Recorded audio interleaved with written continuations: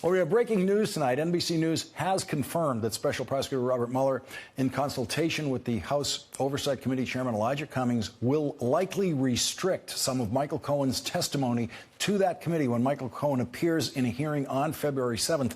A person close to Michael Cohen and familiar with what Michael Cohen will tell the committee says he plans to describe President Trump as, quote, a madman. And that person added, "The testimony will give you chills," the source told NBC News.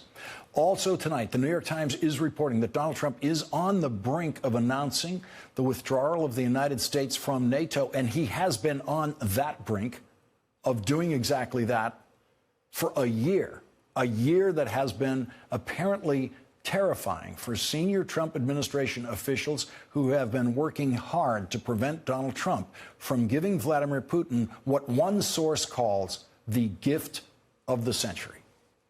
NATO is the most successful peacekeeping organization in the history of war and peace in this world. The North Atlantic Treaty Organization, founded after World War II, is always described as a military alliance, but the alliance was formed so that none of the countries in it would ever have to use their militaries again. That was the dream of NATO. And at the beginning, it was impossible to believe that that dream could come true. Europe plunged into full-scale war twice in the first half of the 20th century. There's only 20 years between World War I and World War II. Some soldiers fought in both of those wars. War in Europe is the normal condition throughout European history, right up until, with American leadership, NATO was founded, turning European countries from declaring war on each other to, for the very first time, being allies, real allies, durable allies over decades and decades. And over the decades, as NATO slowly earned its success, more European countries wanted to be a part of NATO, especially after the collapse of the country most opposed to the very founding and existence of NATO, the Soviet Union. In the 21st century, Vladimir Putin has turned Russia back into an anti-NATO posture, and Russia is NATO's biggest adversary. Vladimir Putin would love to weaken NATO. He would love to infect NATO allies with dissension among themselves. And in Vladimir Putin's wildest dreams, he would love NATO to collapse the way the Soviet Union did. But the Soviet Union was a sprawling, imperialistic, messy, corrupt dictatorship rotting from within, and NATO is a collection of modern democracies with relatively transparent governing processes that include free debate, healthy dissent, and real democracy. And those are the earmarks of the governments and countries that have thrived in this world since World War II. And so NATO, being the most successful peace organization in history, the organization that has kept the peace in Europe, has not been rotting from within for years like the Soviet Union was, and is not on the verge of collapse. But NATO is now facing the greatest risk in its history, and according to a new report in the New York Times tonight, that threat comes from within, from the President of the United States. Helene Cooper, who will join our discussion in a moment, teamed with Julian Barnes to deliver a riveting insider's account of Donald Trump's attempts to destroy the most successful peacekeeping organization in history. Under the headline, Trump discussed pulling U.S. from NATO, aides say, amid new concerns over Russia. The sources cited for the New York Times report are senior administration officials. That means they are currently working in the Trump administration at a senior level, and they are very, very, very worried. Other sources for the article are referred to as former officials. In the article, the former officials in the Trump administration and the current senior officials in the Trump administration seem united in their fear that at any moment Donald Trump could announce the withdrawal of the United States from NATO. And we will discuss with Helene Cooper that may be the reason these Trump officials are talking to the New York Times now They may believe that it may be the only way they can stop Donald Trump from destroying NATO is to go public with a story like this and to create enough outrage and opposition in Washington, in the Senate, and in the House, even Republicans. They're hoping that probably that Republicans will raise their voices in opposition to stop the president from doing what he apparently wants to do. Helene Cooper's report says senior administration officials told the New York Times that several times over the course of 2018, Mr. Trump privately said he wanted to withdraw from the North Atlantic Treaty Organization. Mr. Trump told his top national security officials that he did not see the point of the military alliance. Now, the president's repeatedly stated desire to withdraw from NATO is raising new worries among national security officials amid growing concern about Mr. Trump's efforts to keep his meetings with Mr. Putin secret from even his own aides and an FBI investigation into the administration's Russia ties. The article quotes a former Undersecretary of Defense under President Obama saying withdrawing from NATO, quote, would be one of the most damaging things that any president could do to U.S. interests. It would destroy 70-plus years of painstaking work across multiple administrations, Republican and Democratic, to create perhaps the most powerful and advantageous alliance in history, and it would be the wildest success that Vladimir Putin could dream of. Retired Admiral James Stavridis, who was the supreme allied commander of NATO, told the New York Times that withdrawing from NATO would be, quote, a geopolitical mistake of epic proportion. Even discussing the idea of leaving NATO, let alone actually doing so, would be the gift of the century for Putin.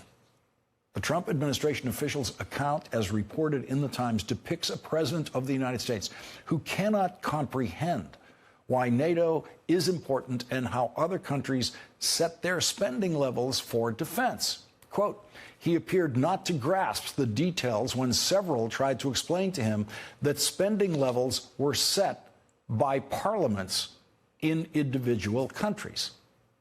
In other words, they're set exactly the same way they are set here, by the Congress, not by the president, which is something the president still doesn't seem to understand, especially when it comes to his wall.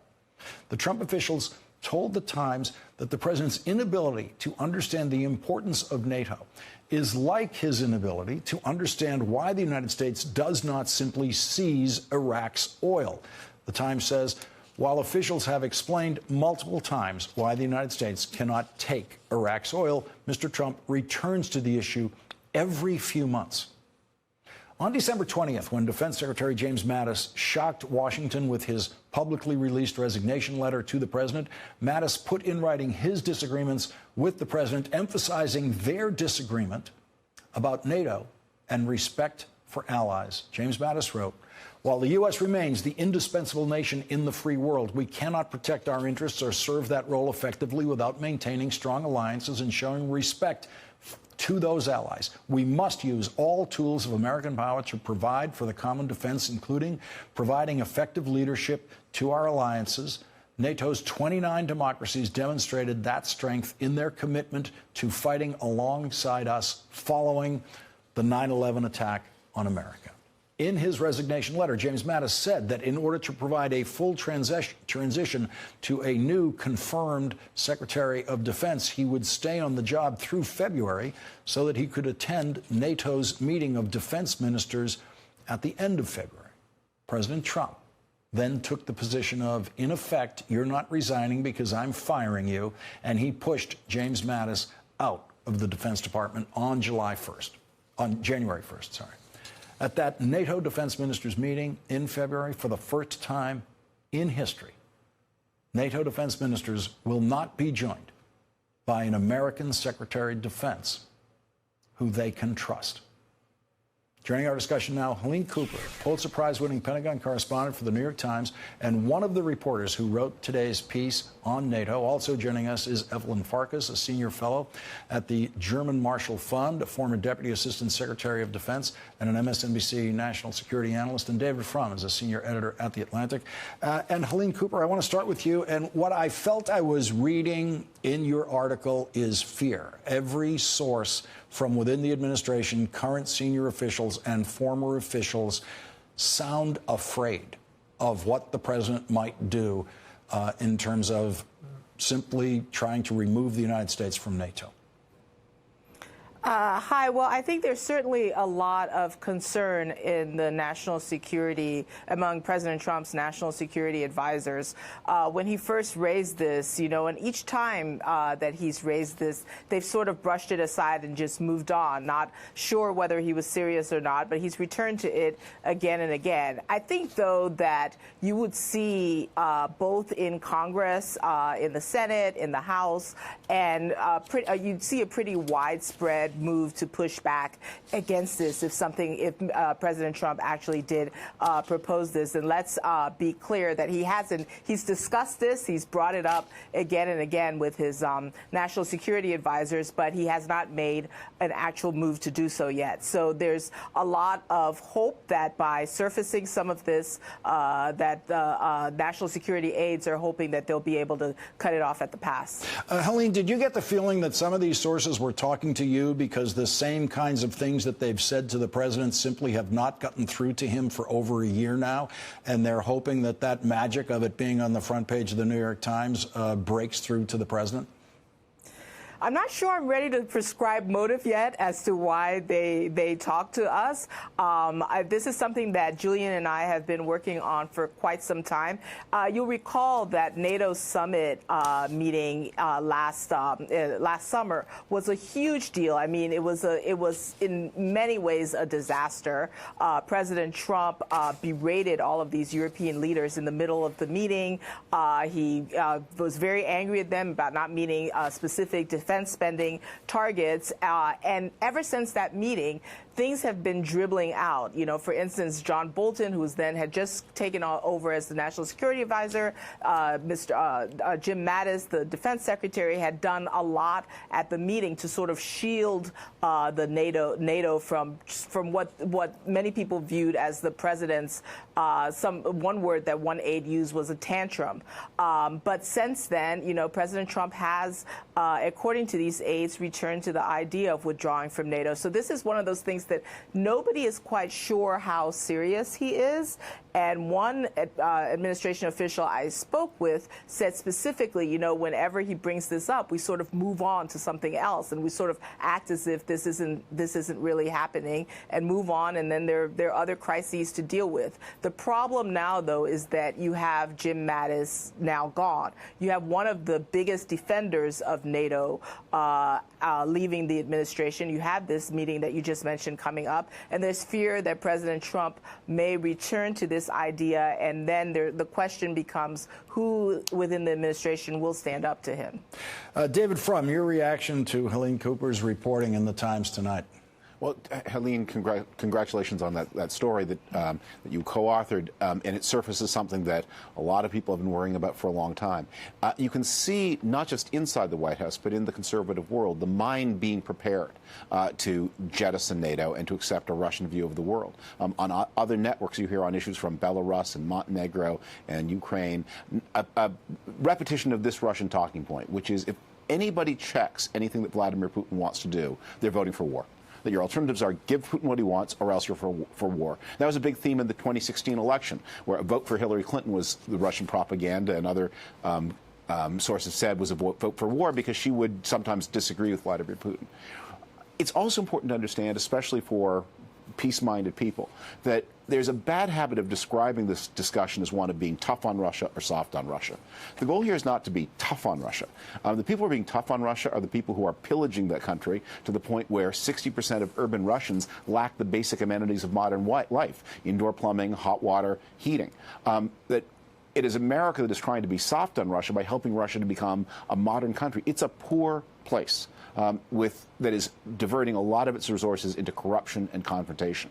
And the goal of NATO has been not to fight Russia, but to ready the way so that Russia can become a proper European country, democratic and inside the European Union. In Helene's reporting, there's a certain kind of Brexit element to it, which is that withdrawing from NATO requires basically a year's notice to NATO. So if the president announced it tomorrow, it would take about a year to actually execute the withdrawal. That would give Congress time to act to prevent it. Let's listen to what Democratic Congresswoman Jackie Spears said about what Congress should do if the president does this.